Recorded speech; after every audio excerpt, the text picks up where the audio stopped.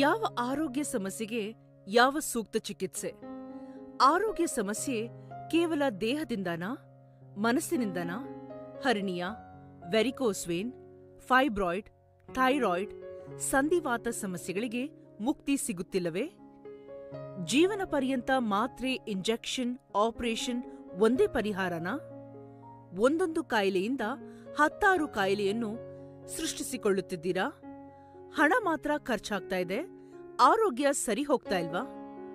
ಒಂದೇ ಸೂರಿನಡಿ ಹಲವು ವಿಶೇಷವಾದ ಪ್ರಾಚೀನ ಪಾರಂಪರಿಕ ಚಿಕಿತ್ಸೆಗಳನ್ನು ಪಡೆಯಬೇಕೆ?